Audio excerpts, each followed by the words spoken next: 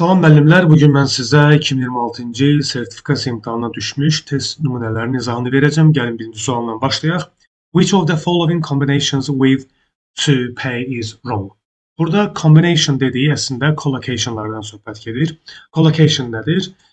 Yəni feillə isim birləşmələrinə collocationlar deyilir. Məsələn, pay, get, have, take və yaxud da ki, do, məsələn, deyək ki, to do laundry, to have a bath, hansı ki bunlar yerlərini dəyişdirə bilmir. Məsələn, deyək ki, to make money və s. ilə axır. Bunlar bütövlükdə collocationlar hesab olunur. Yəni, bunlar artıq sabit olaraq istifadə olunur və yerləri dəyişmir. Feil isim birləşmələri. A variantı. To pay cash nəqd ödəmək. Unutmayaq ki, pay feilindən sonra normalda nə işlənməlidir? Normalda işlənməlidir. For sözünü. Amma cash'dir, a fine'dir, a fair'dir, a bill'dir. Bunlar olduğu zaman söz önü for, yəni heç bir zaman işlənmir. To pay cash doğrudur. To pay a fine doğrudur. To pay a compliment to ilə işlənir. Doğrudur. Pay the flu olmaz. Pay attention to ilə işlənir. Unutmayaq ki, attention sözündən qabaq article qoymuruq. Əsasən any, some, bəzən də little istifadə olunur. Doğru yanlış variantımız D variantı olacaq. İkinci sualımız paragrafla bağlı bir sualdır. Paragraf suallarında ağırlıq verilir mütləq şəkildə ilk olaraq sağa, however hissəsinə, daha sonra isə sola baxılır. Biz baxmalıyıq birinci buna. Cümləmizin ortasında ziddiyyət bağlayıcısı var. Bu nə deməkdir? Bu deməkdir ki, biz bir-birinə zid olan cümlələr seçməliyik. Məsələn, əgər bu cümlənin ilk olaraq baxmalıyıq nəyinə? Xəbərinə. A large number of young adults and seniors. Skip deyir burada. Digər tərəfə baxmağa ehtiyac varmı? Var. Cümlənin mübtədası. Ümumiyyətcə, bütöv cümləni oxuyub tərcümə eləmək böyük bir zaman etkisidir, xüsusilə imtahanlarda. Nə etmək lazım? Bağlayıcıya, mübtədaya, xəbərə, tamamlığa. Bütün cümləni oxuyun, detallı tərcümə edin. Bu artıq bir time waste hesab olunur. Deməli, mənə lazımdır bir bağlayıcım, çünki ziddiyyət seçməliyəm. Xəbərim, mübtədam xəbərim daha doğrusu. Kimlər? Gənclərdən söhbət ki, nə edirlər? Ötürürlər və tamamlıq göstərilməlidir burada. Nə səbəbə? İştahsızlığa görə. Artıq mən buradan bildim söhbət nədən gedir. Və cümlənin əvvəlinə baxıram. Deməli, səhər yeməyindən söhbət gedir. Deməli, mövzu səhər yeməyi ilə bağlıdır. Xəbəri var, tamamlığı önəmindən danışır. Bütün mətni oxudum mu? Oxumağıma ehtiyac yoxdur. Artıq mən bildim ki, özündən sonra gələn cümlədə mənfi bir feil var. Çünki paragraf tamamlamalarda birinci boşluqdan sonraki cümlə oxunur ki, axıcılıq, flow deyirlər. Flow, yəni axıcılıq qorunsun. Bu qrammatik də ola bilər, bu məntiqi də ola bilər. İndi burada skip feil olduğuna görə, yəni mənfi bir feil olduğuna görə however'dan sonra gələn, deməli however'ın önü necə olmalıdır? Müsbət olmalıdır. A variantında. Skip deyə bilmərəm. A variantı gedir. Oxumağa, tərcüməyə ehtiyac yoxdur. Bu tip testlərdə mütləq şəkildə texnikalara baxmaq lazımdır. A variantında. Deməli, burada söhbət gedir məsləhət görmək, çox deməli yüngül bir axşam yeməyindən söhbət gedir burada, amma söhbət səhər yeməyindən gedir və bunun əlaqəsi yoxdur. Çünki mövzu səhər yeməyi olduğuna görə biz ortaya deməli qoya bilmərik nəyi? Axşam yeməyini. Gəldik buna. Deyir ki, statistik olaraq təqribən 90% insanların 90%. Deməli, burada müntəzəm olaraq yeməsi gözlənilir. Deməli, burada yeməkdən danışır, burada isə yeməyi ötürməkdən danışır. Deməli, bu cavab ola bilər. Niyə? Çünki mən bayaq dediyim kimi, however olan yerdə mütləq şəkildə variantlar bir-birinə zid qoyulmalıdır. Skip, yemir, burada isə deyir, yeyir. Deməli, however bunu ödəyir. D variantında. Hazırlamaqdan danışır. Bizə lazımdır yeməməyi göstərmək. Niyə yemir? Deməli, yemir, burada deyir. Bunu isə açmalıdır ki, orada deməlidir ki, yesinlər. Yesinlər deməlidir ki, however-la yeməsinlərə getməlidir bu. Düz deyil. Deməli, D variantı ola bilməz. Y variantında isə medical expertlərdən danışır. Lunch deyir. Bizim mövzumuz səhər yeməyi olduğuna görə İ variantı da ola bilməz. Məsələn, mən imtahanda olsam nə edərdim? Mövzu səhər yeməyi olduğuna görə ilk olaraq fərqli yemək adlarını çıxardım. Məsələn, bunu. Bu gedərdi. Hazırlamaq çıxardım. Ötürmək çıxardım, cavab C variantı olardı. Yəni oxumaq, tərcüməyə ehtiyac yoxdur. Söz tapıb qısa müddətdə sualı işləmək mümkündür. Düzgün cümləmiz C variantı olur. Gəldik buna. Make up a sentence dediyimiz cümlə deməli qurma testlərini biz nə edirik? Birinci və sonuncu sözlərə baxırıq. Məsələn baxaq. 3-4, 3-4, 3-4, 3-4. Deməli 4 dənə variantı 3-4-dən söhbət gedir. O zaman nə etməliyik? Tapmalıyıq birinci. Deməli çox güman ki D variantı ola bilməz. Çünki nə çox təkrarlanırsa, əsasən variant elə o variant olur. Təkrarlanan variantlar. Deməli 3 ilə başlayacaq %100. Prevention, yəni bir şeyin qarşısını almaq, mane olmadan söhbət gedir. Cümləni tapmaq lazımdır, xəbərini. Xəbəri nədir? Burada yazıb is. İndi burada bir məsələ var. Cümləyə diqqətlə baxsaq görərik ki, almost və always deyir burada. Demək olar ki, hər zaman. Unutmayarsınız, əgər cümlədə almost varsa, bilin ki, o hər zaman zərflərdən, yəni sıxlıq zərfləri, tezlik zərfləri və ya normal zərflər ola bilər, onların qarşısında işlənməlidir. Deməli, 7-1 olan variantı seçməliyik. Harada 7-1 varsa, cavab deməli elə o variantdır. O zaman baxaq. Deməli, mübtədamız prevention'dır, xəbərimiz də is'dir.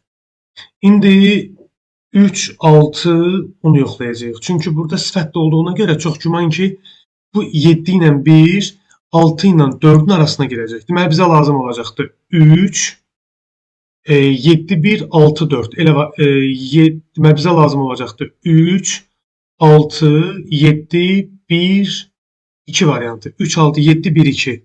3, 6, 7, 1, 2 A variantı. Nə deyir burada? Baxaq. Prevention is deməli almost, always, better than cure. Yəni bir şeyin qarşısını alma müalicədən demək olar ki, always hər zaman daha yaxşı olur. Yəni bir şeyin qarşısını almaq daha yaxşıdır, nəinki müalicə almaq. Düzgün cümləmiz bəli elə A variantı olur. Növbəti sualımız. Yanlış olan variantı deyir burada seçin. Qrammatik olaraq yanlış olan variantı seçin deyir. Deməli, yiyəlik halımız cəmdədir. İsmi təkdədir. Ola bilər. Çünki ortaq yataq otağı ola bilər. Məsələn, bir yataq otağında ailənin 3 uşağı bir otaqda qala bilər. Burada problem yoxdur. Is located deyir. A variantı doğrudur. Deməli, burada sonu S ilə bitən xüsusi isimlərin yiyəlik al apostrof S-də də ola bilər, apostrofla da ola bilər. Burada da problem yoxdur. B variantı da doğrudur, problemsizdir. C variantında deməli 2 yiyəlik var və 2 yiyəlikdən sonra sadəcə təkdə bir isim verilib. Bu biraz problemli məsələdir. Niyə? O halda qoşa yiyəlikdən ard-arda gələn yiyəlikdən sonra isim o zaman təkdə ola bilər ki, orada sayılmayan isim olsun. Məsələn, məsləhət, məsələn, hair. Belə olduğu halda biz onu təkdə qoya bilərik.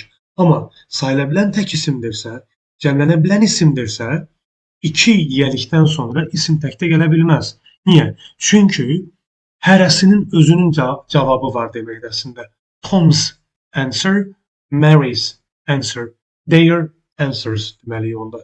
Deməli, Tom's and Mary's answers olmalıdır burada. D variantında tomorrow session burada problem yoxdur. Y variantında deməli isim cəmdə, yiyəlik cəmdə, isim təkdədir. O hansı halda olur? O halda olur ki, biz onu for-la əvəz edə bilirik. Məsələn, a women's clinic, a clinic for women və yaxud da ki, a staff for teachers, teachers staff, a staff for teachers. Yəni burada əslində söhbət müəllimlərdən yox, elə müəllimlər otağında staff room daha doğrusu. Deməli, a staff room for teachers. A staff room for teachers formasında olur. Düzgün səhv variantımız elə C variantı olur.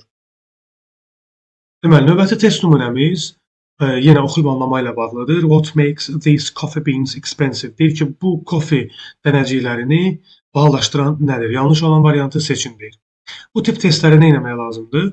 Mütləq şəkildə İlk olaraq birinci mətni yox, sualları, ondan sonra isə mətni oxumaq lazımdır. Tərcüməyə ehtiyac yoxdur. Qəti şəkildə mətni oxuyub, tərcümə edib sualları işləməyi məsləhət görmürəm. Bu ən böyük yanlış texnikadır. Birinci sualları həmin variantlarda problem yarada biləcək mənfi sözlər, ondan sonra inkarlıq bildirən sözlər, ondan sonra extreme words, məsələn just, only, nə bilim to, all, always, bunlara diqqət yetirmək lazım. Çünki bunlar əsasən yanlış variantlar hesab olunur. Buna diqqət yetirmək lazım. Baxaq. The long growing periods required for the coffee cherries to mature. Deməli, burada mənə lazımdır mübtəda və xəbər. Using special machines to collect beans efficiently during the peak harvest season. Mübtəda lazım mənə və xəbəri lazımdır. Bu hissəyə baxmaq lazımdır. Görək mətndə var ya yox. The limited production of these specific high density beans. Limited production mübtəda, varsa xəbəri. The careful manual harvesting process where only the, bu ola bilməz çünki only deyir burada. The ripest cherries are picked by hand. The labor intensive nature of selecting and harvesting the crop. Labor intensive nature deyir burada. Deməli, nə etməliyik? Belə olduğu halda mətnə gedirik və ilk cümləni mütləq oxumaq lazımdır. Coffee grown in cool mountain climates takes longer to mature than coffee grown in warmer region. Deməli, burada cümləmizin ilk topic sentence'i artıq bəlli oldu, söhbət nədən gedir. Daha da dərindən başa düşmək üçün ikinci cümləndə məsləhət görürəm. The slow-growing coffee cherries develop denser beans because they have more time to absorb nutrients from the soil. İndi gedək son cümləmizə. The combinations of long growing periods, careful manual harvesting and limited production makes these coffee beans among the most expensive in the world. Artıq burada cavablar yavaş-yavaş çıxmaq üzrədir. Çünki əsasən testin cavabları ilk iki, son iki cümlələrdə olur. Baxın, A variantında the long growing periods deyil burada. Var. A düzdür. Using special machines varmı? Machine sözü yoxdur. Deməli, bu yoxdur. C variantı. The limited production varmı? Var. Bu da var. Careful manual harvesting deyir burada. Varmı? O da var. Çünki mətnin son iki cümləsi 90% testlərin cavabları olur. The labor intensive nature of selecting. Buna baxmaq lazım indi hal-hazırda. Budur.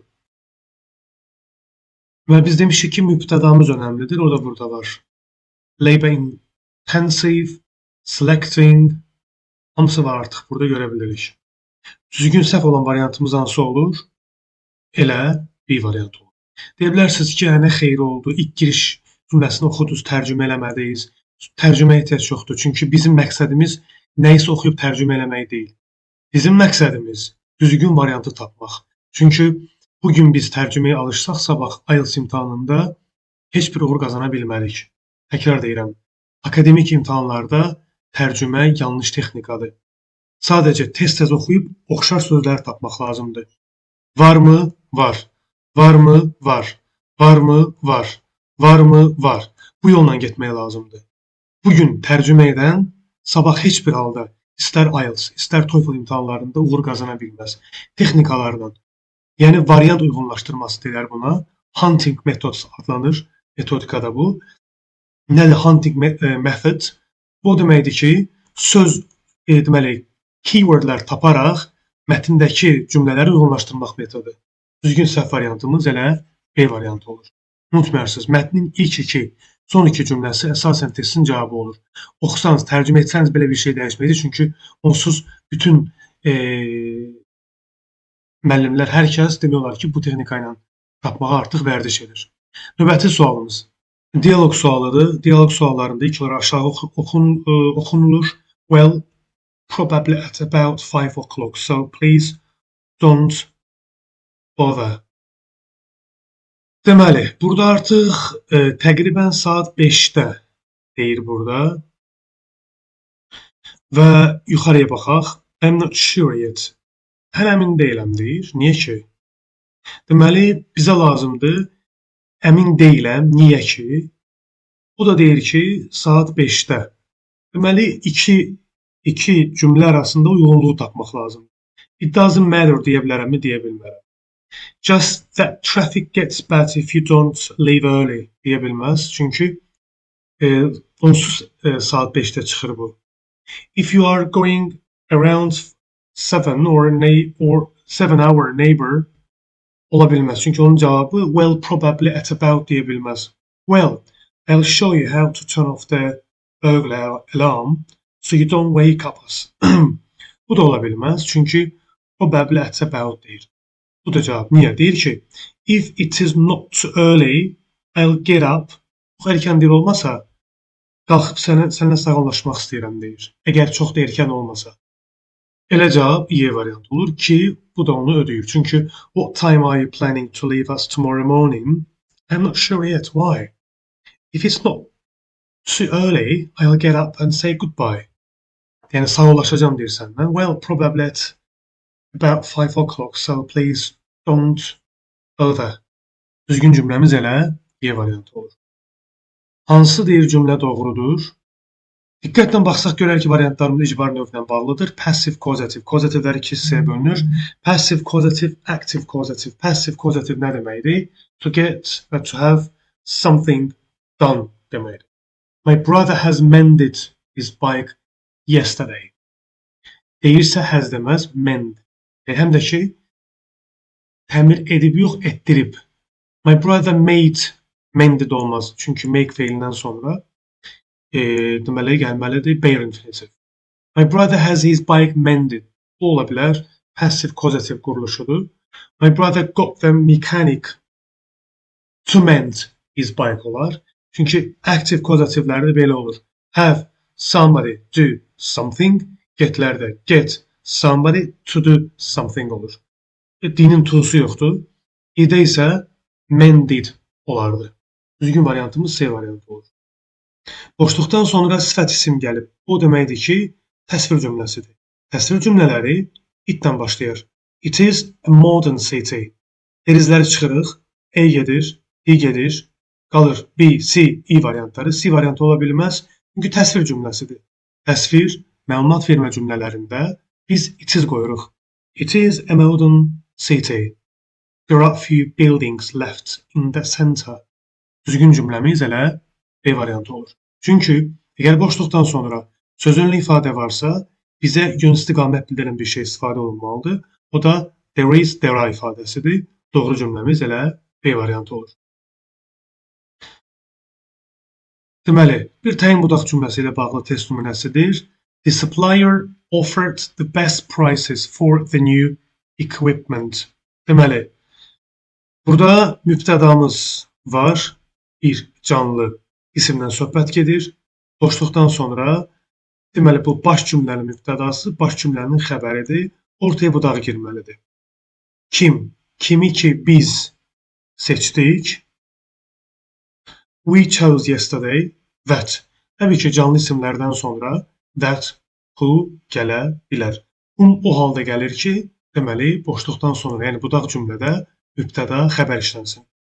The supplier that we chose yesterday ola bilər. Əgər ki, boşluqdan sonra mübtəda xəbər gəlirsə və təyin olunan isim canlıdırsa, ora who da olar, whom da olar, that da olar, boşluq da olar. Təkrar deyirəm. Canlı isimlə cümlə arasında canlıdır, bu da cümlədir. Canlı isimlə cümlə arasında who da olar, that da olar, whom da olar, boşluq da olar. Bir düzdür, iki düzdür, üç düzdür, who da qoymaq olardı. 4 ola bilməz, çünki by deyirsə məchul növdə olmalıydı. 5 ola bilməz, çünki er canlını göstərir. Which yox, who olmalıydı, whom olmalıydı. Düzgün cümləmiz 1, 2, 3 B variantı olacaq. Deməli, vegetables, especially those. Those sözündən sonra deməli boşluqda those'dur, bir də ki the ones. The ones and those. Bu iki əvəzlikdən sonra nə işlənir? That işlənir. That işlənir. Amma seçim sualı olarsa, hansılar doğrudur deyəndə biz bəzən canlı olduğu zaman, canlının yerinə işləndiyi zaman those, who da qoya bilirik. That who. Amma burada artıq seçim sualı yox, variant sualı olduğuna görə biz demişik ki, əvəzliklərdən sonra, törəmələrdən sonra, ondan sonra deməli the only, the very, the same kəmiyyət ifadə edən sözlərdən sonra, quantifierlərdən sonra biz nə qoyuruq? Sifəti üstünlük dərəcəsindən sonra, sıra sayılarından sonra, bütün bu saydıqlarımızdan sonra biz that əsasən istifadə edirik. Doğru cavabımız B variantı olur. Boşluqdan sonra in our group deyir, qrupumuzda. Deməli, burada üstünlük dərəcəsi istifadə olunmalıdır. Müqayisələr varsa, çıxıramadıqlar varsa, çıxırama variantı gedir, C variantı gedir, E variantı gedir, çünki D işlənməli idi orada. Həm də ki, more new demək olmaz. Bu da gedir. Düzgün cümləmiz bu qalır. The most inventive student in our group, and he always comes up with new ideas during our discussions. Yəni, yaratıcı bir şagirddən söhbət gedir. Növbəti sualımız nədir? Sinonimlə bağlı, yəni bir vocabulary sualıdır. Boost, inkişaf etdirmək deməkdir və bizə sinonim tapmağımız tələb olunur. Decline antonimdir. Rise təsirsiz feildir. Burada tamamlıq var. Cavab elə increase'dir. Çünki boost elə increase artırmaq, yüksəltmək deməkdir. Reduce deməli antonimidir onun. Went up təsirsizdir, artdı. Çünki B ilə E variantı sinonimdir. Boost isə increase'in sinonimidir. Düzgün cümləmiz elə C variantı olur. Növbəti cümləmiz yanlış olan cümləni seçin deyil. Cümləyə bir qısaca nəzər yetirdik. Happily. Deməli, bu artıq zərflə bağlı bir sualdır. Getdik. Elvaylar harada işlənir? Əsasən feylə aid olur, cümlənin axırında gəlir, xəbərə aid olur, cümlənin sonunda gəlir. Və ya bəzən də present participle, past participle'ların, yəni P1, P2'ların qabağında gəlir. A da doğrudur. Has been happily working on the project for a month. Burada problem yoxdur. They welcomed the new guests. Friendly sifətdir. Elva ilə bitməsinə baxmayaraq.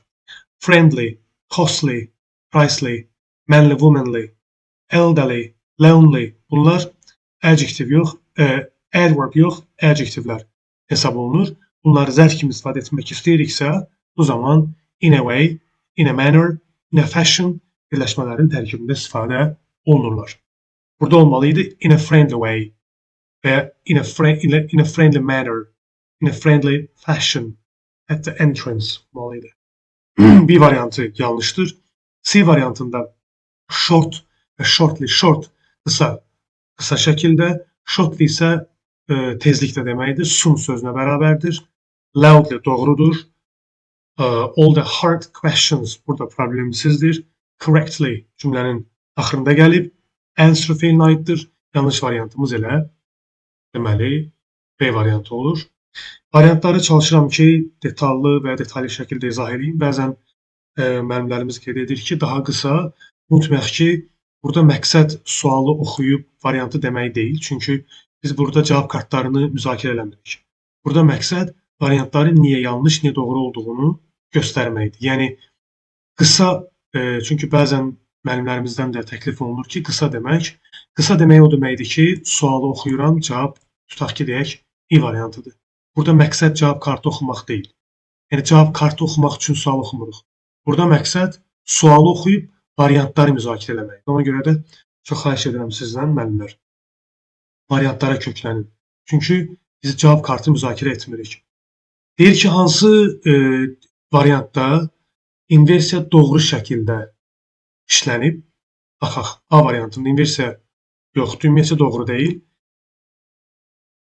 B variantında normalda only sözü bağlayıcılara, məsələn, after, before, when, if bağlayıcılara qoşularsa inversiya budaqda yox, başda olmalıdır. Bu isə bağlayıcı deyil, by chance deyir. I understood yox, did I understand olmalıydı. C variantında only by chance olmalıydı və did I understand olmalıydı. D variantında doğrudur. Only by chance did I understand the true meaning of the report. Burada problem yoxdur. Çünki burada deməli by chance olduğuna görə və only də by chance sözünün qarşısında işləndiyinə görə burada artıq nə edir? İnversiyanı özünə yaxın tələb eləyir. Did I understand şəklində olmalıdır. Düzgün cümləmiz elə D variantı olur. Bir atalar sözü ilə bağlı test nümunəsidir. Deməli, to leave no stone unturned. Deməli, hər daşın altında baxmaq, hər yola əl atmaq, hər şeyi yoxlamaq, testdən keçirmək mənasındadır. Bunun definitionu bizə tələb olunur. Deməli, hər yola əl atmaq, hər daşın altına əl atmaq deyirsə və yoxlamaq deyirsə, o zaman biz nə etməliyik? Variantlardan gedib all olan variantı seçməliyik. Çünki leave no stone unturned definition həmişə every, all bu sözlər istifadə olunur. Nədir definitionu? Thoroughly explore all options. Bütün seçimləri köklü şəkildə gözdən keçirmək. To make every possible effort to find or achieve something. Doğru cavabımız elə B variantı olur. Növbəti sualımız 16-cı sual. A few sugars olmaz çünki sugar uncountable noundur. Lump olmadan işlənməz. A little lumps olmaz çünki little sayılmayan isimlərlə işlənir. A few lumps of sugar cavab C variantıdır. A little lumps olmaz çünki little sayılmayan isimlərlə istifadə olunur. A few lumps of sugars olmaz çünki sugars uncountable noundur. Düzgün cümləmiz C variantı olur. Deməli, ilk olaraq bu tip testləri nə etmək lazımdır? Storytelling was used to istifadə edilirdi. Bu to get used to be used to'su deyil. Bu istifadə etmək feilinin məchuludur. Düşünməyərsiniz ki, bundan sonra ing gəlməlidir. Çünki bu istifadə etməyin məchuludur. Deməli, traditions deyir, culture deyir burada. Bütün cümləni oxumaya ehtiyac yoxdur. Local communities deyir burada. Could deyir. Unique heritage deyir. Over centuries deyir. Deməli, heritage traditions.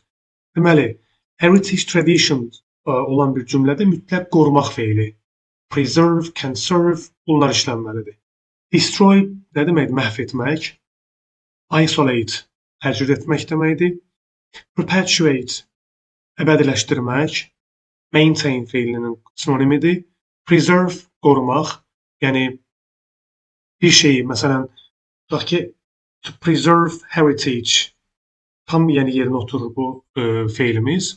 Mirası qorumaq məsələn. Lap tam olaraq deyə bilərəm. To perpetuate, to maintain, keep, sustain sinonimləri budur. Preserve qorumağın da məsələn deyə bilərik preserve, conserve, guard.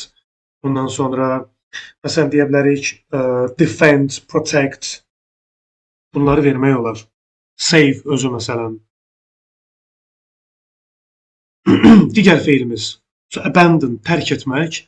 Sinonimləri to quit, flee, give up, leave, ignore, neglect. Ondan sonra switch off, take no notice of or to take no into consideration. Bunları vermək olar. Construct, tikmək, set up, put up, build. To eliminate, aradan qaldırmaq. Abolish deyə bilərik məsələn.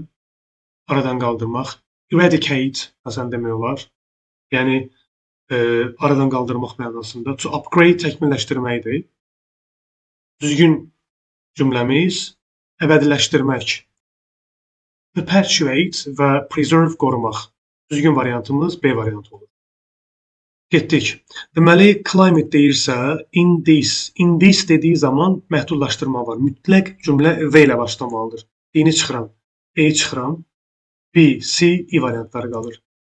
The climate in these parts of the world. World sözü biz bilirik ki, V ilə işlənir. Of the world və formasında olmalıdır.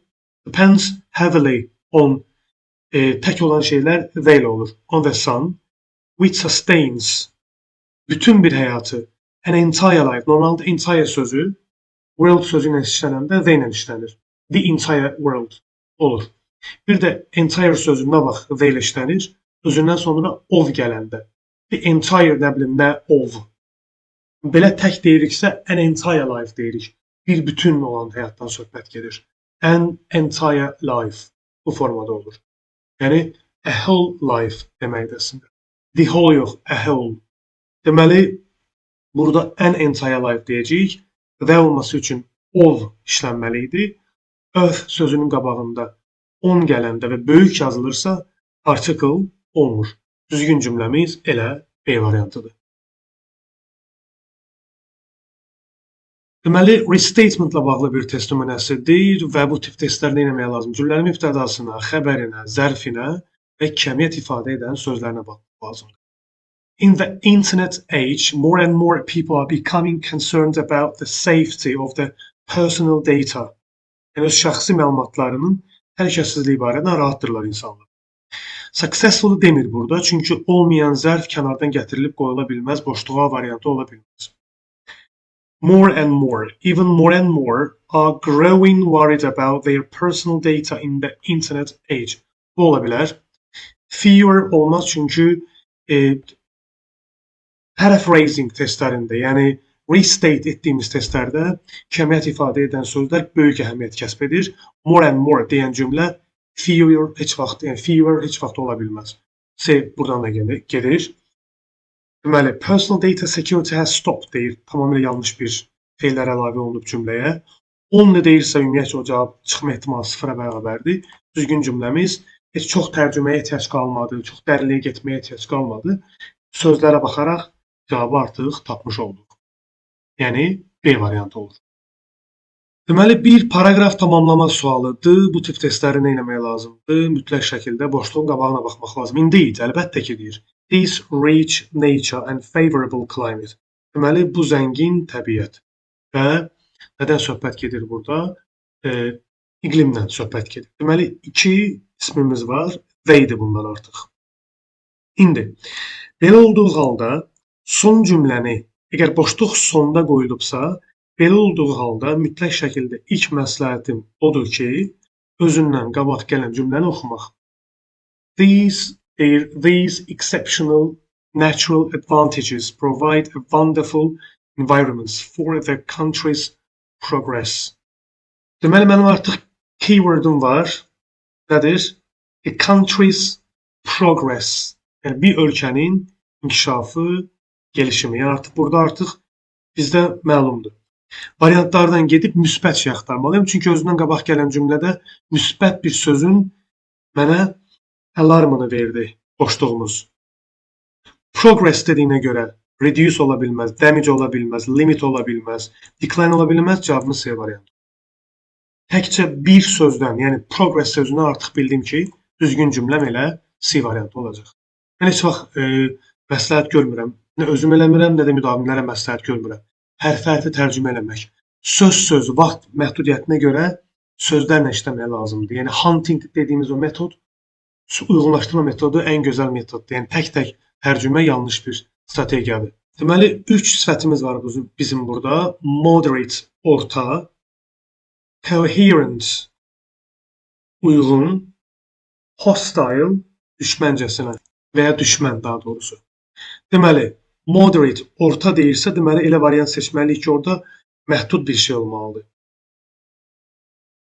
Neither too great nor too little budur. Nə great deyil, nə little deyil. Ortadır, moderate'dir. Deməli, 1 D variantı olacaq. Coherent, yəni uyğun. Uyğun söz axtarılmalıdır. Burada mütləq şəkildə budur. Clear, logical and well organized with all parts connected appropriately. 2C, hostile, yəni düşməncəsinə olan. Yəni, mənfi bir şey axtarmaq lazım. O da buradadır. Showing strong dislike, unfriendliness or aggressive opposition. Cavab elə DCA A variantı olur. Növbəti test nümunəmiz zamanlarla bağlıdır və bizdən doğru olan variantı seçməyimiz tələb olunur. Cümləmiz təyin dolaq cümləsidir və cümlənin tərkibində bir unfortunately zərfi, bir də ki, terrible accident noun phrase var. Bu zərf mənə deyir ki, cümlə keçmişlə bağlı bir cümlədir. Çünki deyir ki, təəssüf ki, dəhşətli bir qəzanın qurbanı oldular. Victim sözü varsa mütləq orada fall işlənməlidir. Fall victim, bu bir collocationdur. Deməli, hadisənin qurbanı olmaq ifadəsidir. Bu, təəssüf ki, mənə deyir ki, bu hissə mənə deyir ki, cümlə keçmişdədir. İndikləri çıxmalıyam. İndikidir, gələcəkdir.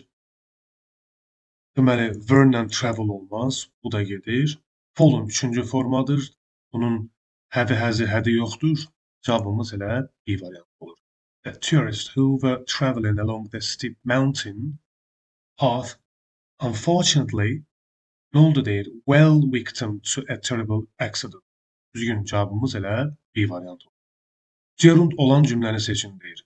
Gerundla ümumiyyətlə biz bilirik ki, sonu ing ilə bitən sözlər ola bilər gerund, ola bilər present participle, ola bilər adjective forming suffix, ola bilər verbal noun. Yəni bunların hamısı ola bilər. Gerund o deməkdir ki, ismin, yəni mübtədanın, xəbərin, tamamlığın, təyinin, bəzən də söz önləri ilə zərfliyin də yerinə keçə bilir. Yəni bu mümkündür. Participle isə mübtədanın tamamlığının yerində işlənmir, ancaq olur ismi xəbərin ad hissəsi və zərflik ola bilir.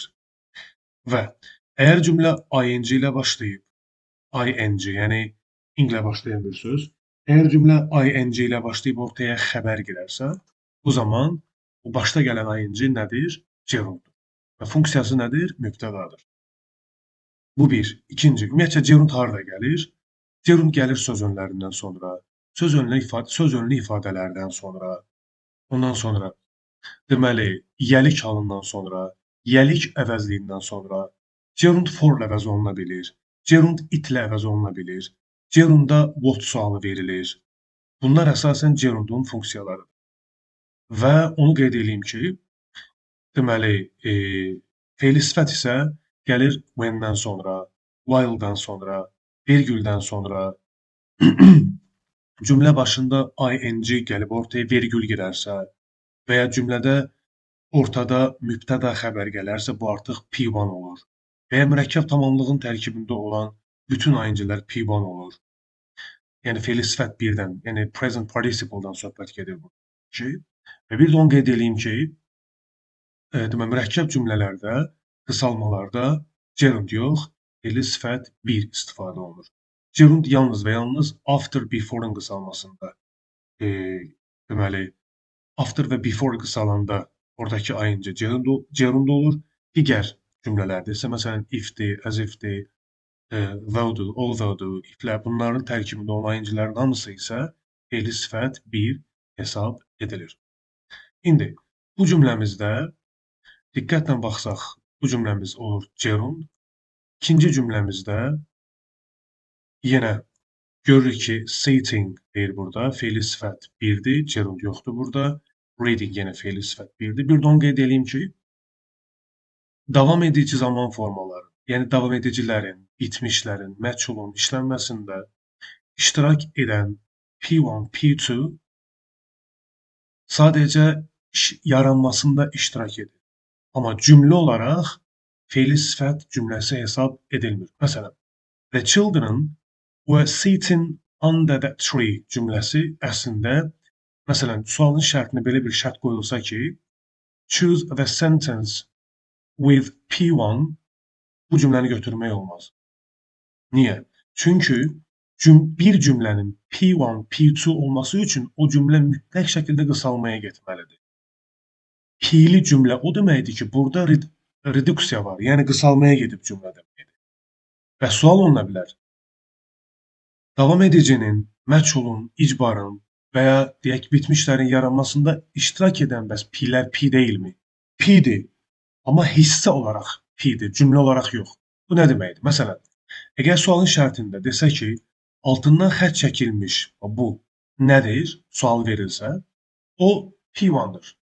Amma cümlə olaraq nədir? P cümləsi deyil. Çünki bu feilin şəxsli formasıdır. Zaman formasıdır. Şəxsi forma axı P ola bilməz. P-lər şəxsiz formalardır. Cümlə olaraq P cümləsi deyil. Hissə olaraq P-dir sadəcə. Yəni bu hissə altından xətt çəkilsə bu düzgün P hesab olunur. Amma cümlə kimi soruşulsa bu feilin şəxsi formasıdır. Şəxsi forma nə deməkdir? 16 zaman formasından biridir deməkdir. Çünki P-lər istər gerund, istər infinitiv, istər present participle, bunlar feilin şəxsiz formalarıdır. Yəni, tərkibində to be olan bir cümləyə şəxsi cümlə demək olmaz. Mütləq şəkildə altından xətt çəkilməlidir bu cümlə. Ona görə də biz bu tip testlərdə ehtiyatlı olmalıyıq. Yəni, bir cümləyə, bu cümləyə P cümləsi adı vermək qəti şəkildə mümkündür. Amma altından xətt çəksən, Desən ki, bu nədir? Adını soruşsan, xətt çəkib sadəcə. Onda bəli, biz deyərik ki, davam edici zaman forması to be plus present participle vasitəsilə düzəlir. Düzəlmədə iştirak edir. Cümlə olaraq götürülmür. Deməli, bir gerunddur. 2-də bu hissəsi fe'li sifət 1-də, amma cümlə olaraq götürmək düzgün deyil. 3-də söz önlərindən, söz önlü ifadələrdən sonra gələn bütün ayıncılar gerunddur. Amma bir şey diqqət yetirməyə lazımdır. Əgər söz önü kimi görünən söz tərcümə oluna bilirsə, məsələn, deyək ki, come in, come out, walk out, pass by, bu kimi birləşmələrdə isə onlar söz önü yox, zərfdir. Məsələn, come in, come out, içəriyə girdi, çölə çıxdı. Belə olduğu halda isə bunlar söz önü yox, zərfdir və zərflərdən sonra gələn ayıncılar gerund yox, fe'li sifət 1-dir və tərzi hərəkət zərfliyi funksiyasında olur. Məsələn, she came out crying. Ağlayaraq çölə çıxdı. Buradakı out preposition deyil. Buradakı out adverb'dur. Və adverblərdən sonra gələn bütün ayıncılar gerund yox, fe'li sifət 1 hesab olunur və funksiyaları da manner olur. Yəni manner adverbial. Tərzi hərəkət zərfliyi yerində fe'li sifət 1. Deməli, 1 gerund, 3 gerund, 4-də mürəkkəb tamamlığının tərkibində olan bütün ayıncılar fe'li sifət 1-dir. Çünki bunlar mürəkkəb cümlənin qısalmasıdır. Mürəkkəb tamamlıq əslində tamamlıq budaq cümləsinin qısalmasıdır.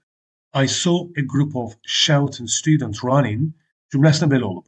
I saw that a group of shouting students were running towards the main campus olub cümləsində. Yəni, mürəkkəb tamamlıq əslində tamamlıq budaq cümləsinin reduksiyası, yəni qısalmasıdır. We watched yenə burada artıq biz buradakı interesting artıq sifətdir. Çünki biz demişik ki, ayıncı ola bilər adjective, ola bilər verbal noun, ola bilər gerund, ola bilər fe'li sifət 1. Düzgün cümləmiz 1, 3, B variantı olur. Növbəti cümləmiz subjunctive moodla bağlıdır. Deməli, hər if subjunctive mood hesab olunmur. Deməli, conditional clause'lar iki hissəyə bölünür. Real, unreal, real və qeyri-reallar. Reallar hansılardır? Real dediyimiz zero və first, onlar subjunctive mood hesab olunmur, indicative. Unreallar hansılardır? Second, third, mixed. Mixed nədir? 2 ilə 3-ün qarışığıdır. İndi, bu cümləmizdə isə yesterday olduğuna görə bizə lazımdır subjunctive. Əgər ifin tərkibində keçmişi göstərən zaman zərfləri varsa, bir dərəcə geriyə sürüşmə olmalıdır. Normalda subjunctive moodda past simple'ın zaman zərfləri ilə past perfect, deməli, present'ın və future'ın zaman zərfləri ilə isə past simple istifadə olunur. Yəni, bir dərəcə geriyə sürüşmə olur. Yesterday varsa, gedib variantlardan went və ya spoke yox, had spoken axtarmaq lazımdır. Bir dərəcə geriyə. Çünki moodlarda spoke, present və future bildirir, had spoken isə pastı bildirir. Reference meaning olaraq amma. Deməli, deyir ki, if it's so heavily yesterday, we out for a walk last night. Last night deyirsə, yesterday deyirsə, variantlardan gedib had plus past participle, would have done, should have done, could have done, might have done axtarmaq. O da harda var? O da yalnız və yalnız C variantında var. A variantı past yazılsa da present'dir. B variantında mixed'dir. Burada isə hər ikisi pastda ola bilməz. D variantında ifin içində would, could, should, might olmaz. E isə doesn't ara, wouldn't ara. Düzgün cümləmiz C variantı. Əgər cümlə this is ilə başlayırsa, davamı the second və third formasında olur. The second və third. Özündən sonra present perfect işlənir. Bu bir structure'dır. The'si yoxdur. A third 3-də 1 deməkdir. The third olmalıydı. Deməli, ya B-dir, ya da E variantı olacaqdır. İkinci cümləmizdə isə within hours. Deməli, saat. Sıra sayılarından sonra tək isim, miqdar sayılarından sonra əgər birdən çoxdursa cəm isim gəlməlidir. Düzgün cavabımız elə B variantı. Gəlin sözlərimizə baxaq. Bizdən antonimləri deyir ki, which option is the opposite of the bold-faced words? Yəni, hansı söz? Deməli, sözümüzün həmin bold face olan sözün antonimini tapmağımız tələb olunur. Viable nə deməkdir? Mümkün ola bilən deməkdir. Invisible, görünməz, gözə görünməz. Unfeasible, mümkün olmayan. Innovative, yenilikçi. Sustainable, davam etdirilə bilən və ya davamlı. Flexible, çevik. Viable, unfeasible. Antonimlər. Cavab B variantı olacaq. Növbəti test nümunəmiz idiomlarla bağlıdır. Let's not make a final decision about the report just yet. Gəlin başlayaq A variantından. To hit the nail on the head. Bu nə deməkdir? To be exactly right about something. Yəni, tam üstünə basmaq. Və yaxud da ki, tam nöqtəsinə vurmaq. Bu mənanı verir. Çünki bunun definition da belədir ki, to be exactly right about something. To jump on the bandwagon. Bu nə deməkdir? To join a popular trend or activity. Yəni bir trendə qoşulmaq, modaya ayaq uydurmaq, sürüyə uymaq mənasını verir. To keep one's eyes open. Bu stay alert və yaxud da stay watchful, stay aware of something, what's happening mənasını verir. Yəni gözlərimizi dörd açmaq və ya gözümüzü açıq tutmaq mənasını verir. To keep a straight face, to prevent oneself from smiling or laughing. Yəni ciddiyyətini qorumaq, ciddi durmaq. Yəni to keep, to stay, to maintain one's seriousness, yəni ciddiyyətini qorumaq mənasında. Lose one's head, to panic or to lose control, yəni kontrolu itirmək, yəni özünü itirmək. To lose oneself, panik etmək, yəni panika etmək deyək də görmək. Düzgün cümləmiz burada let's not make a final decision about the report just yet. We should keep our eyes open until all the data is collected. Yəni data toplanana qədər gözümüzü açıq tutmalıyıq. Düzgün cümləmiz elə variantımız elə C variantı olur. Deməli cümlə every ilə başlayır. Everydən sonra bir deyil, 1001 söz də gəlsə, xəbər hər zaman təkdə olur. Çünki every bir virusdur. Hara qonursa oranı təkləşdirir. Every computer, phone and tablet in the office is connected to the main server olmalıdır. A variantı ola bilməz. One of-dan sonra xəbər hər zaman təkdə olur, amma təyin budaq cümləsində olanda one of cəm isim who gəlirsə xəbər cəmdə, the only one of cəm isim gəlirsə xəbər təkdə olur. Amma tək olanda, yəni təyin budaq cümləsindən kənarda olanda xəbər hər zaman təkdə olur. The manager along with his senior assistants. Burada biz demişik ki, iki isim mürəkkəb söz önləri ilə along with kimi və ya accompanied by kimi mürəkkəb söz önləri ilə birləşərsə, bu zaman sağa yox, sola baxırıq. Soldakı isim kəmiyyətcə nədirsə xəbərdə odur. Təkdirsə tək, cəmdirsə cəm olmalıdır. The manager has planned olmalıdır. Every teacher and student in the language academy was invited to the ceremony olmalıdır. Çünki nəyə görə? Every harda varsa xəbər hər zaman təkdə olmalıdır. The primary supervisor along with local workers. Yenə burada along with olduğuna görə sola baxmalıyıq. Supervisor sözü təkdə olduğuna görə xəbər A yox, is checking the new equipment olmalıydı. Düzgün cümləmiz elə B variantı olur. Cümləmizin tərkibində since var. Since bilirik ki, iki yerdə istifadə olunur. Təyin deməli, zaman budaq cümləsində dan bəri mənasını verir. Bir də ki, səbəb budaq cümləsində çünki mənasını verir və əsasən cümlənin başında olur. İndi, burada deyir ki, Parisdə və daha sonra deyir ki, a very quiet and isolated life. Sakit və izole olunmuş bir həyat. Deməli, burada baxmaq lazımdır. Əgər bu cümləmizi zaman kimi düşünsək, Since-dən sonra gəlməlidir past simple budaq cümlədə, yəni ki, bura budaq cümlədir. Bağlayıcı olan tərəf budaq cümlə olur. Baş cümlədə gəlməlidir present perfect və ya present perfect continuous da gələ bilər. Burada past perfect o halda gələ bilər ki, cümlədə sayca bir yox, birdən çox past simple olarsa. Məsələn, Jack mentioned that since she lived in Paris, she had led məsələn. Belə olsa olardı. Bu cümləmizdə isə görürük ki, deməli, since cümlənin başında gəlib zaman budaq cümləsinə bənzəyir və o zaman budaq cümlədə burada olmalıdır. Past simple burada olmalıdır. Present perfect. Yaxşı, bunu səbəb kimi düşünsək necə olardı? Səbəb budaq cümləsi.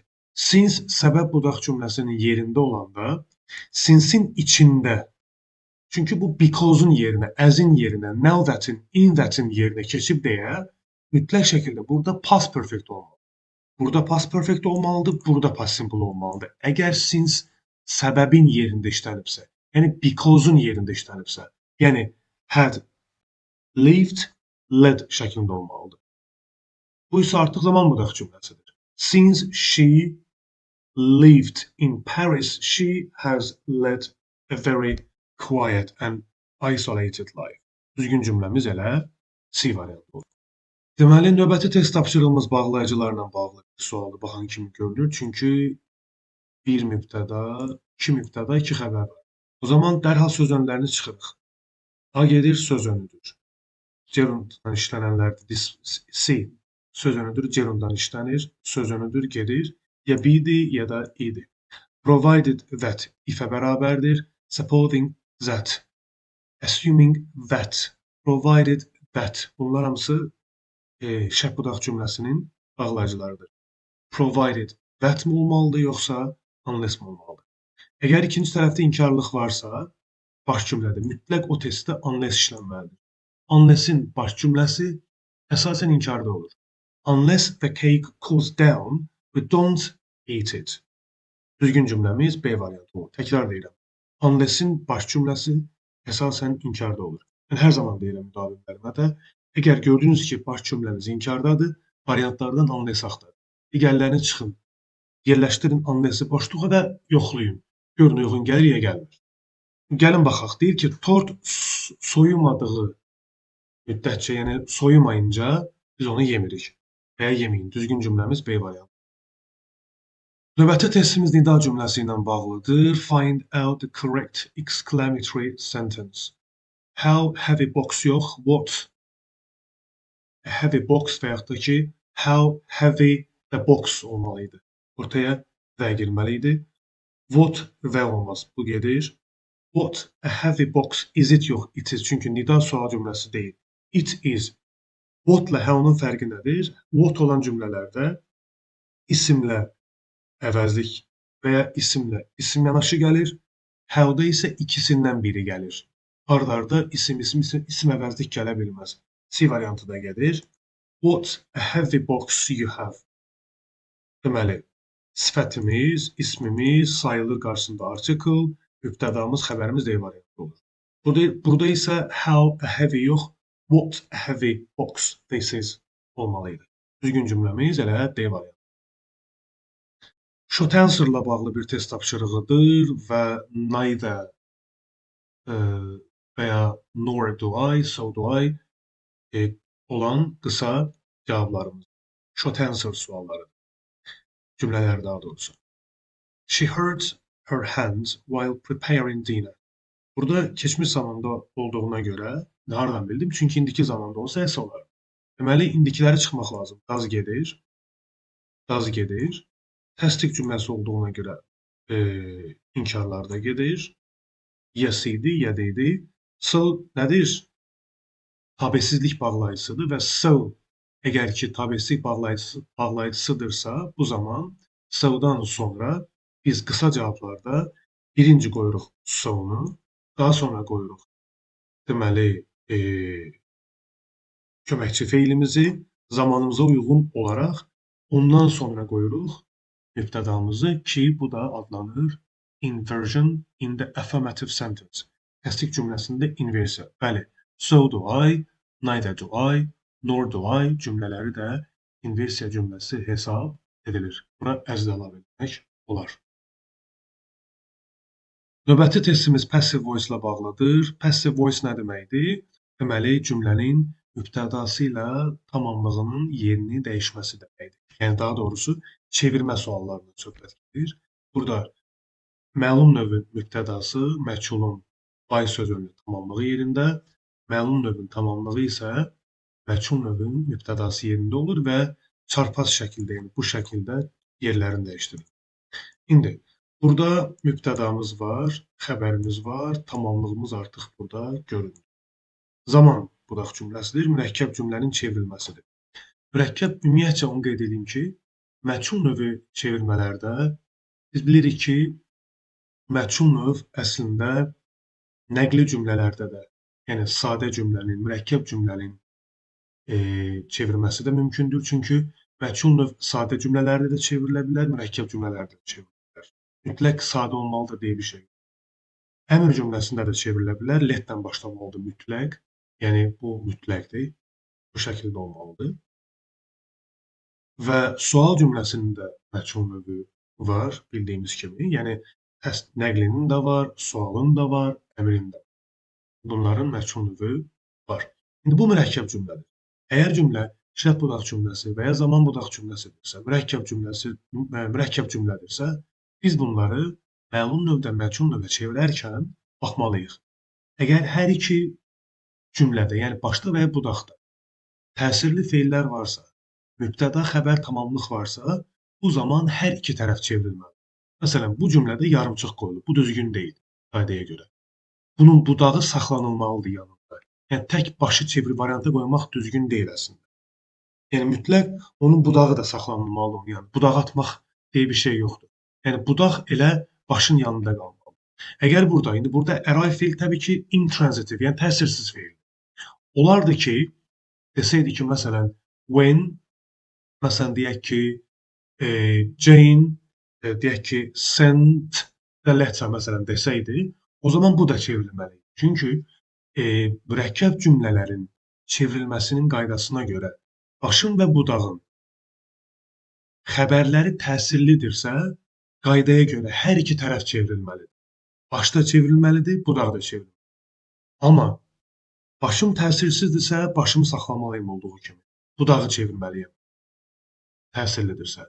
Başım təsirlidirsə, budağım təsirsizdirsə, o zaman başı çevirib budağı saxlamalıyam. Amma başla budağı çevirmədə atmaq olmaz. Ki, burada göründüyü kimi atılıb ki, bu düzgün deyil, saxlanılmalıdır. Hansı tərəf çevrilə bilirsə, o tərəf çevrilməlidir. Çevrilməyən tərəf isə saxlanılmalıdır. Biz cümlələri özümüzdən ata bilmərik. Ümumiyyətlə, atma söhbəti mümkün deyil. Belə bir şey olmur. İndi, bu testimizdə isə, gəlin çevirək. Baxaq görə hansı zamandır? Past continuous. Deməli, çevirəndə necə olmalıdır və ya olacaq? Was, were, təbii ki, çevirmədə artıq xəbər təyin olunur. Plus, being plus past participle olmalı. A-da yoxdur bu qaydamız. Əmələ keçib, the new projects were being reviewed by the director. Cavabımız elə budur. Zaman dəyişikliyinə gedilib ola bilməz. Məlumdan məchula çevrilmələrdə zaman dəyişikliyi yol verilməzdir. D-də deməli, məlumun mübtədası saxlanılıb ki, yer dəyişməli idi, by sözü ilə əvəz olunmalı idi. Bu da doğru deyil. I variantında isə are olaraq dəyişdirilib, amma cümləmiz past continuous. Düzgün cümləmiz B variantı. Söz ünlü ilə bağlı bir test nümunəsidir. Research, cause deyir burada. Cancer is great importance if we are able to learn how to control this disease. İndi, research sözündən sonra əgər ki, do feili işlənsəydi qabağında on olardı və ya olardı over. To do research on. To conduct research on və ya over deyirik.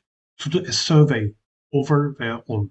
Amma isim kimi işlənibsə cümlənin başında artıq burada olmalıdır ya bağlı olan, nəyəsə bağlı olan araşdırma. Research about olmaz. Feili yoxdur, on olmaz, for olmaz, in olmaz. Research into. Artıq burada işlənməlidir. Nə? Into olmalıdır bu.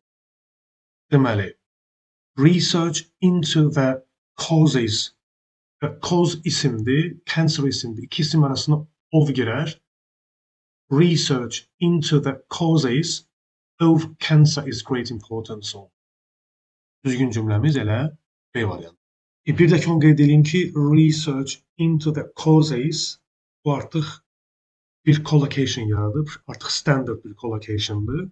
Səbəblərə yönələn araşdırma.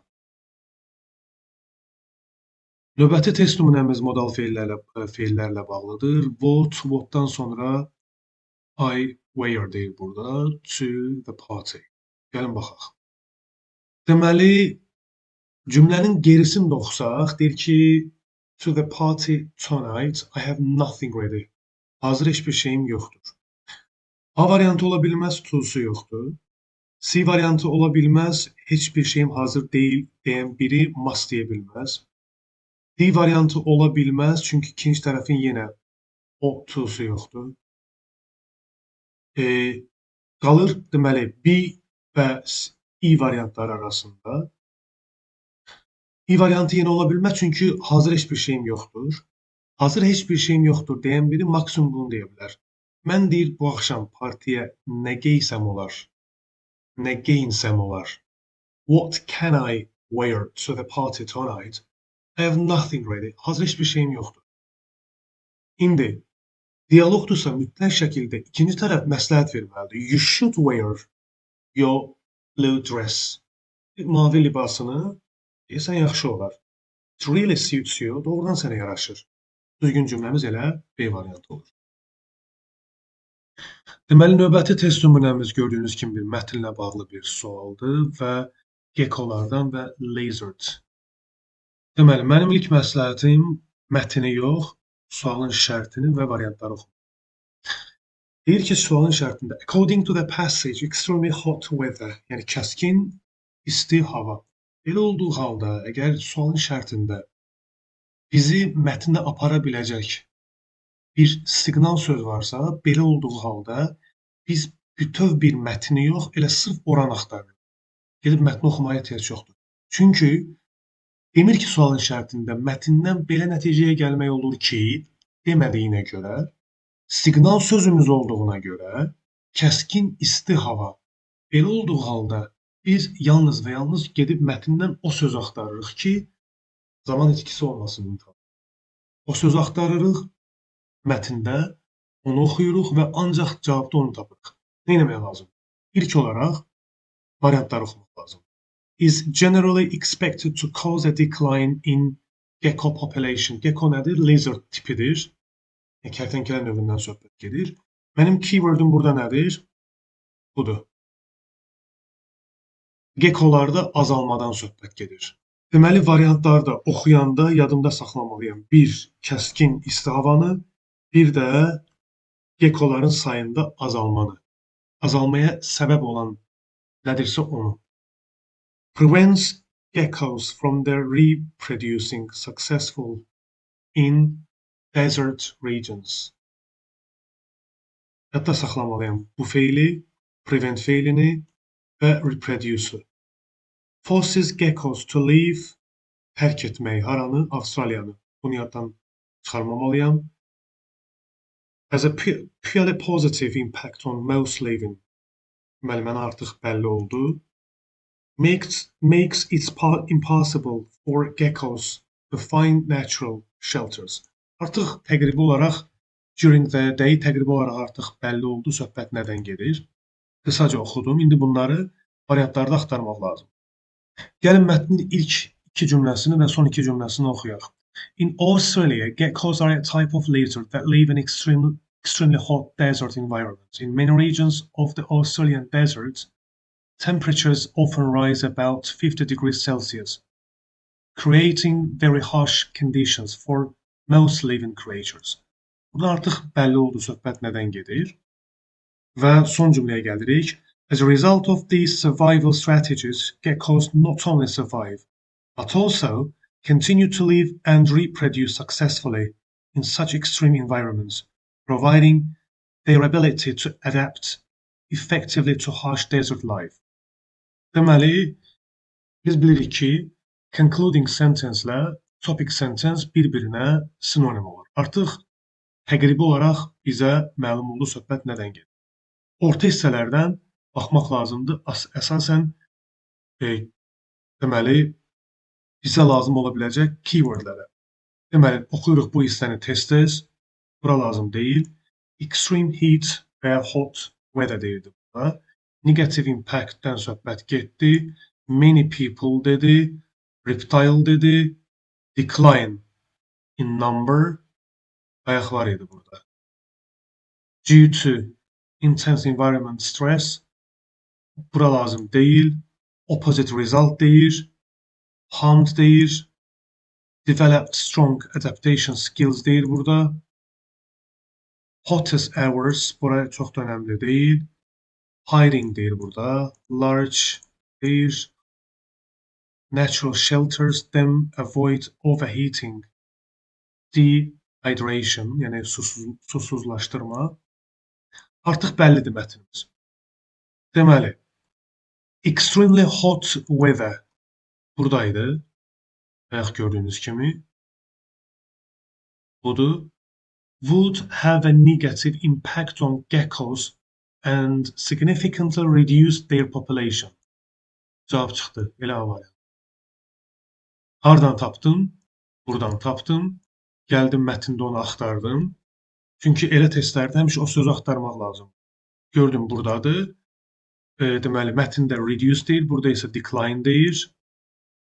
Population deyir və hətta bunun səbəbi növbəti cümlələrdə göstərilib. Düzgün cümləmiz elə A variantı olur. Prevent, force geckos to leave məsələsi heç birisi variantlarda, daha doğrusu mətndə yox idi. Düzgün cümləmiz elə A variantı olur. Növbəti testimiz paragraf tamamlama ilə bağlıdır və bizə paragrafı tamamlamağımız istənilir. Boşluğumuz sonda gəlib. These exchange contribute. Contribute sözündən sonra to işlənir. Digər variantları avtomatik çıxmalı əgər yoxdursa to'lar. I-də to yoxdur. Cavab ya A-dir, ya B-dir, ya C-dir, ya I-dir. Və contribute to müsbət cümlələrdə işlənəndə yardım etmək, töhfə vermək mənasındadır. Mənfi cümlələrdə işlənəndə isə bring about, give a rise to, cause, reason for, generate, originate mənasında işlənir. Bring about, yəni bir şeyə səbəb olmaq mənasında. Give a rise to, IELTS feillərdir bunlar. Yəni, mənfi cümlələrdə səbəb olmaq, müsbət cümlələrdə isə töhfə vermək mənasını verir. Bütöv cümləni oxumayacağım, qısa-qısa baxacağım, çünki imtahanda bütün mətnləri oxumağın heç bir lüzumu yoxdur. Baxmaq lazım keywordlərə. Baxırıq. Deməli, birinci cümləmiz, topic sentence'imiz önəmlidir. Baku is a city where ancient and contemporary architecture coexist. Çünki topic sentence'lə concluding sentence bir-birinə hər zaman sinonim olur. Və tez-tez gedirik buradan. Reflecting centuries cultural development deyir burada. Deməli, cümlənin içəriğində mənfilik yoxdur, müsbətlik var. Hər şey oxumağa ehtiyac yoxdur. Deməli, meeting point different civilizations deyir. Hə. Deməli, müsbət bir şey axtarmaq lazım gedib variantlardan. This exchange contribute to, negativli ola bilməz, çünki cümlə başdan sona pozitivliyi ifadə edir, A variantı gedir. Only deyir, burada artıq extreme söz istifadə olunub, məna daraldı, daralda bilməz. Həm də destruction deyir, mənfi sözü, dağılma, uçma deməkdir. D-də ümumiyyətcə düzgün deyil, çünki isolated deyir, completely deyir, həm də to'su yoxdur, D variantı ola bilməz. Decline deyir, ola bilməz, cavab B variantı olur. To the city's rich architectural heritage and economic development. Düzgün cümləmiz elə B variantı olur. Növbəti testimiz yenə reading ilə bağlı bir sualdır. Baxaq görün neçə sualımız var. 38, 39, 40. Deməli, 3 sualımız reading ilə bağlıdır. Və sualların şərtinə nəzər yetirək, deməli, mətndə birbaşa mətndə yeri olan sualdır. Birbaşa mətndə yeri olan sualdır. Bu artıq mətndə yeri yoxdur. Deməli, burada mətnə baxmaq lazım olacaq. Burada isə yerində olduğuna görə nə deməkdir? Yəni, sualın şərti birbaşa hansısa bir hissədə olduğuna görə bütöv mətni oxumağa ehtiyac yoxdur. Bu zaman itkisidir, yəni. Deyə bilərsiniz ki, mətni oxumaq, başa düşmək. Burada başa düşməli bir şey yoxdur, çünki onsuz sualın şərti cümləyə aparır. Elə olduğu halda sırf haranı istəyirsə oranı oxumaq lazım və oranı analiz eləmək lazım, həll etmək lazım. Baxaq. How can the negative impact of light pollution be reduced during specific seasonal periods? Bunu tapmaq lazım mətndə. Tez gözdən keçirdək. Tapdıq during. Migration seasons. Yəni köç deməli fəsilləri müddətində deyil. Burada olacaqdır. Belə olduğu halda özündən qabaq gələn cümləni və sonraki cümləni gözdən keçirmək lazım. Bax, testin cavabı burada olacaq. Başlayaq A variantı ilə. By limiting the number of migrating birds entering the city borders. Baxaq. Deməli, burada həmin o cümlənin tərkibində görəv varmı? Yoxdur. Sayın azalması bundan burada danışır. Bu hissədə artıq sayın azalmasından bəhs edir. Amma bu hissədə yoxdur. Deməli, A variantı ola bilməz. By implementing lights out initiatives in urban areas during migration seasons. Görək bu varmı? Deməli, lights out keyworddur, burada var. Birds are also impacted. Elə quşlar da bundan deyir, təsirlənir. Prompting many cities to adopt lights out program during migration seasons. Bu da elə. Areas during migration seasons. Elə B variantı. Negative impact-dən söhbət gedir burada. By replacing artificial outdoor lights. Outdoor lights buradadır.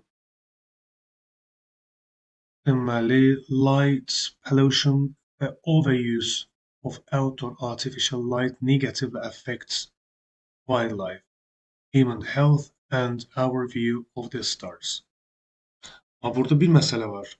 Burada seasonal periods dediyinə görə biz sırf o hissəni tapmalıyıq.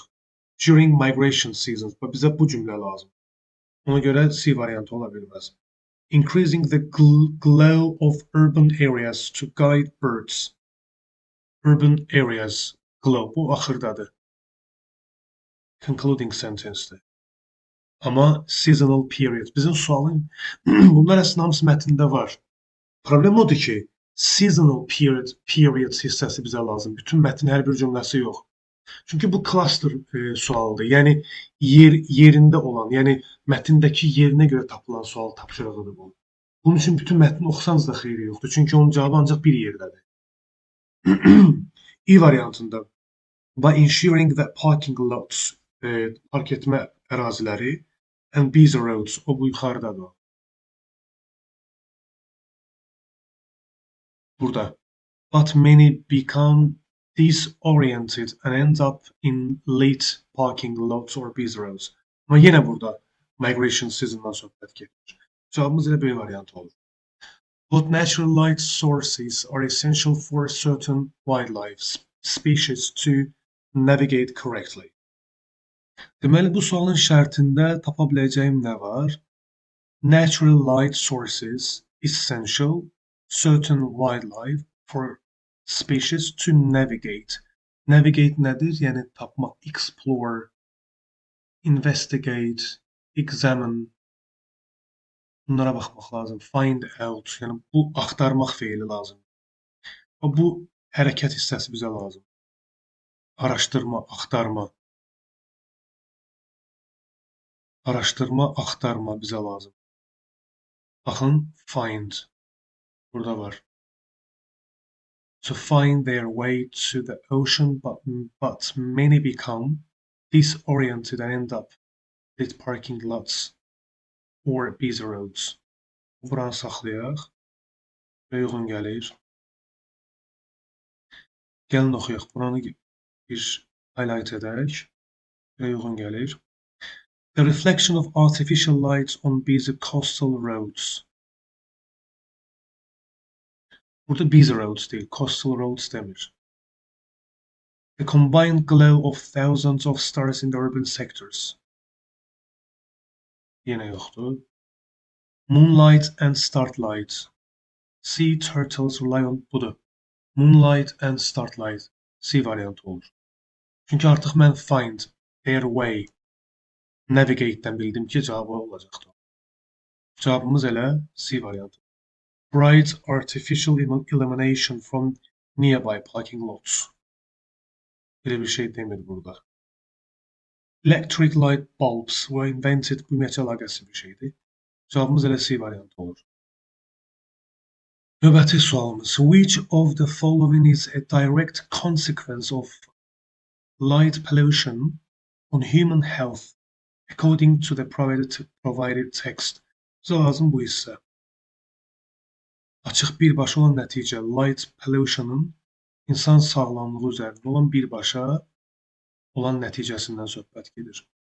Bunun üçün nə lazımdır? Əgər consequence nəticə deyirsə burada effektdən söhbət gedir. Effect, consequence, effect. Deməli, mətndə axtarmalıyam ya nəticəni, ya da nəticəyə uyğun olaraq səbəbi. Burada axtarmalıyam mətndə because, as, since bağlayıcılardır ya da yoxdursa reason for, nə bilim, bring about, lead to, nə bilim, give a rise to, originate, generate, spark of bu feillər axtarılmalıdır. Səbəb nəticə cümləsi lazım bizə. Səbəb nəticə. Səbəb nəticə. Səbəb nəticə. Prompting many.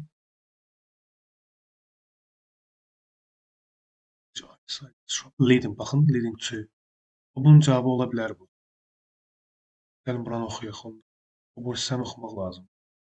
Moreover, nəticədə, cavab buradadır.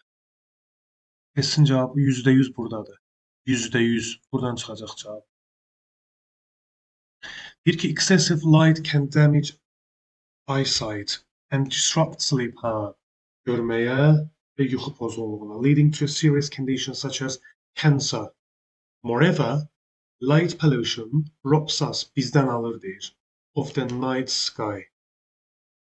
On a clear, dark night, we could see over 14,000 stars. But city lights reduce the number to merely 150. Cavab buradadır. Xəstəlikdən söhbət gedir burada, %100. A-da reduce demirdi, triggers, körlük demədi orada. Historic electric bulb salan belə şeylərdən söhbət getmirdi. It prevents people, əksinə səbəb olur deyirdi. It harms eyesight and interfere with sleep, potentially causing critical disease like cancer. Cavab budur da. Lead to'dan bildim mən artıq, cavab bu olur. D variantı. Gəlin növbəti sualımızı oxuyaq. You should try to at least 20 minutes every day for reading or self-development. Phrasal verblərlə bağlı bir sualdır. Blow up, explode, partlamaq deməkdir. Put aside bir mənası lay by, kənara qoymaq, bir mənası da save'dir. Give up, quit, abandon, flee. Look after, care. Call off, cancel, ləğv eləmək. Təbii ki, burada put aside olacaqdır, vaxt ayırmaqdır. Çünki dəqiqələrin qabağında belə olduğu halda əsasən put aside feili istifadə olunur. You should try to put aside at least 20 minutes every day. Hər gün deyir, oxumağa və özünü inkişaf etdirməyə minimum 20 dəqiqə ayırmalısınız. Cavabımız B variantı. Növbəti sualımız təyin budaq cümləsi ilə bağlıdır. Novels deyir, cəmdədir. Of which deyir, deməli seçim olacaq. Xəbər cəmdədir. A-dənin qabağında gələ bilər.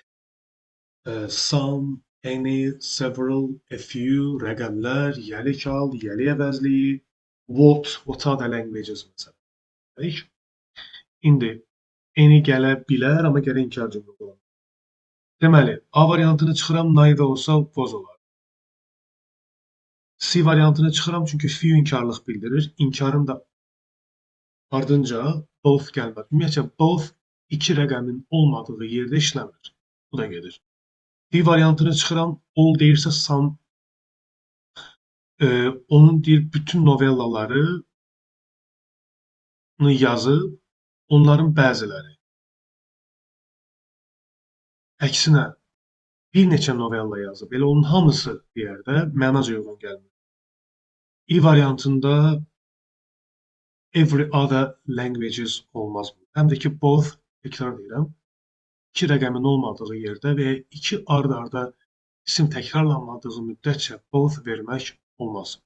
He wrote some novels, all of which deyir ki, bir neçə novella yazır. Biz sama da all deyə bilərik. Çünki sam tutaq ki, deyək ki, 8 kimi götürsək, məsəl deyək. 8 də hər biri demək olur da, 8 novella yazıb, onların hamısı all some yox, some all deyə bilərik. He wrote some novels.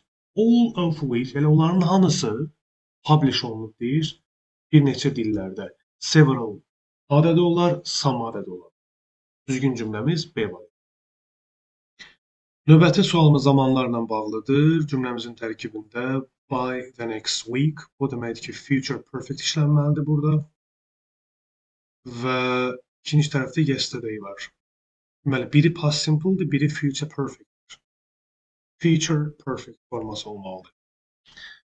Deməli, mübtədam var, tamamlığım var, I'm afraid var, gələcəyə dönük olmalıdır. Deməli, məchul varsa onu çıxmaq lazım, çünki all the papers deyir. E məchuldur, olmaz. D olmaz, çünki yesterday deyir. Will have been finishing deməsi üçün gərək burada by'ın qabağında for işlənərdi. Bu da ola bilməz. Qalır A ilə B. By olduğuna görə sadə forma yox, bitmiş forması olmalıdır. Bitmiş forma olmalıdır daha doğrusu. Düzgün cümləmiz A variantı. I'm afraid you will have finished all the papers by the next week. You thought yesterday. Düzgün cümləmiz elə A variantı olur. Sinonimlə bağlı bir sualımız var və baxaq. Acquire əldə eləmək, lose itirmək, resign istefa vermək, quit çıxmaq, ayrılmaq, elə cavab B olur. Meet əzbərləmək, forget unutmaq. Forget'in sinonimi lose track of'dur. Motivate, stimulate, perk up sinonimləri odur. Discourage antonym, yəni ruhdan salmaqdır. Antonimlər də bunlar. Sustain, davam etdirmək, saxlamaq, abandon, tərk eləmək. Quit, abandon, flee bunlar sinonimlərdir. Cavabımız B variantı. He said, Paul, you will be here tomorrow at 3 p.m. Vasitəsindən vasitəliyə çevirəndə əgər müəllifin nitqində şəxsi müraciət varsa, o zaman biz çevirdiyimiz zaman vasitəsindən vasitəliyə. Heç bir vaxt said, yəni say, says bundan istifadə oluna bilməz. Said heç vaxt ola bilməz. Niyə? Çünki müraciət var burada. Müraciət olduğu zaman mütləq tələ, told olaraq çevrilməlidir. Çünki müraciət kiməsə var. Məsələn, he told Paul, he said to Paul deyə bilməzsiniz. Çünki müraciət olanda mütləq vasitəsindən vasitəliyə çevirəndə tələ çevrilməlidir. O vaxt say olduğu kimi qalır ki, orada tamamlıq və müraciət, addressing olmasın. Burada isə Paul'a müraciət edir. Paul, you will be here tomorrow at 3 p.m. Çünki burada addressing, xitab var, müraciət edir o. Deməli, variantlarda say, said varsa çıxırıq. B-də said to, E-də said to, B, E variantları ola bilməz. A, C, D variantları qalır. Tomorrow iki cür dəyişə bilər. The following day də deyə bilərsiniz. The next day də deyə bilərsiniz. Problem yoxdur. Hər ikisi qəbul olunandır. Here, o vaxt, there. This, o vaxt vətə çevrilir ki, baş cümlənin xəbəri keçmişdə olsun, indiki olanda olduğu kimi qalır. Burada da say, says yox, said olduğuna görə mütləq şəkildə here, there olmalıdır. Cavabımız və diqqətli olmaq lazım. Müraciət kimədirsə, əvəzlik də odur. Paula olunursa, you yox, he olmalıdır orada çevrəndə. Deməli, A variantı doğrudur. B-də you olaraq, həm də burada said doğru deyil. C-də here yox, there olmalıdır. D-də you yox, he. Çünki müraciətimiz Pauladır. Vasitəsindən vasitəliyə çevirəndə that-in qabağındakı müraciət kimdirsə, mübtədası da odur. Müraciət olunan Paul olduğuna görə he ilə əvəz olunmalıdır. Burada you olsaydı you-nu saxlayardıq. Düzgün cümləmiz elə A variantı olur. Növbəti testimiz mübtəda budaq cümləsi ilə bağlıdır. Bu nə deməkdir? Mübtəda budaq cümləsi o deməkdir ki, cümlənin mübtədası ilə xəbəri iç-içə girirdi. Yəni, biz cümlənin mübtədasını tapmaq üçün baş cümləyə sual verib budaq cümləni tapmış olaq. Əgər cümlə bağlayıcılarla və ya bağlayıcı əvəzlik və ya zərflərlə başlayırsa, bu zaman ortaya mütləq xəbər girir. Xəbərimiz əsasən təkdə olur. O vaxt cəmdə ola bilər ki, ismi xəbərin ad hissəsinin tərkibində olan isim cəmdə olsun. Məsələn, are teachers deyəndə are teachers da olur, is teachers da olur. Yəni, buna diqqət yetirmək lazım. Whoever took them remains a mystery. Bu artıq mübtəda budur. What worries is yenə burada mübtəda budaq cümləsidir. Why he left remains yenə burada mübtəda budaq cümləsidir. I now wear feilə qoşulursa, ümumiyyətcə wear hərəkət bildirən feilə qoşulursa tamamlıq budaq cümləsi. Bağlayıcı feillərdən sonra gəlirsə xəbər budaq cümləsi. İsimdən sonra gəlirsə təyin budaq cümləsi olur, where, when. Və deməli, yön və istiqamət bildirən zərfə və ya feilə aid olursa yer budaq cümləsi olur. I know, mən bilirəm. Nəyi? Tamamlıq budaq cümləsidir. The trouble is that xəbər budaq cümləsidir. Bizə lazım mübtəda, yəni 1, 2, 3 C variantı olur. Növbəti sualımız əvəzliyi ilə bağlıdır. Can of help with this deyil burada. Deməli, sual cümləsi olduğuna görə və cümləmiz can ilə başladığına görə can any of you sizin hər hansı biriniz onlara bununla bağlı kömək edə bilərsiniz. Any of you, them. Some, yours deyə bilmərik. Theirs yox, them deməliydik. Many, her demək olmaz. Few, him demək olmaz. Cavabımız A var.